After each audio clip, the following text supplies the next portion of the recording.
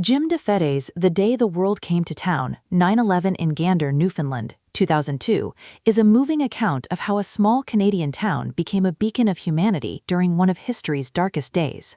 When U.S. airspace was closed on September 11, 2001, 38 planes carrying nearly 7,000 passengers were diverted to Gander, Newfoundland. DeFede chronicles how the town's residents opened their homes, hearts, and resources to strangers in need. His central thesis is clear: in moments of crisis, ordinary people can embody extraordinary compassion.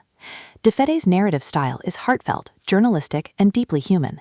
He blends eyewitness accounts with narrative storytelling, creating a tone that is both factual and emotionally resonant. The atmosphere of the book is tense yet uplifting, capturing both the fear of 9/11 and the kindness that followed. The first major theme of the book is hospitality in crisis. DeFede recounts how Gander's residents mobilized to provide food, shelter, and comfort to stranded passengers. From here, he introduces community resilience. The book highlights how small-town solidarity created a safety net for thousands of displaced travelers.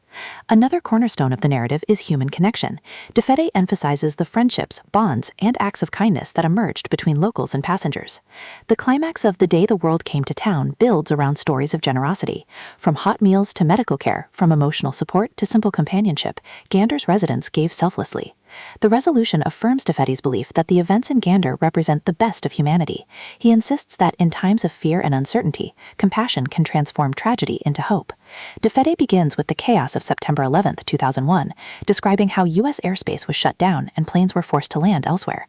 Gander, a town of just 10,000 people, suddenly became host to nearly 7,000 stranded travelers.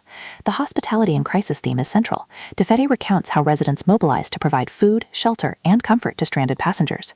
Schools, churches, and community centers became makeshift shelters, and families opened their homes to strangers.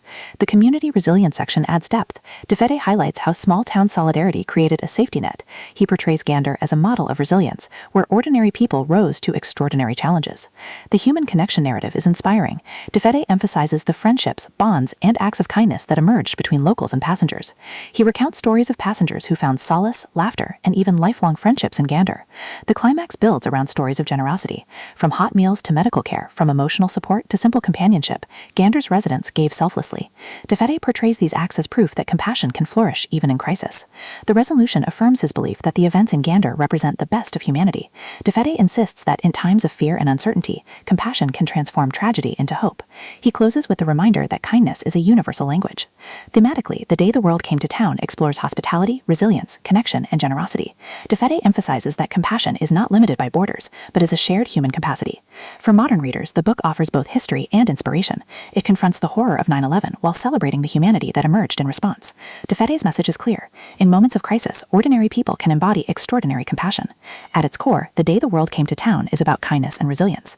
DeFede insists that by telling Gander's story, we honor the people who showed the world what humanity can be. His book is both history and tribute, making it essential reading for anyone seeking hope in dark times.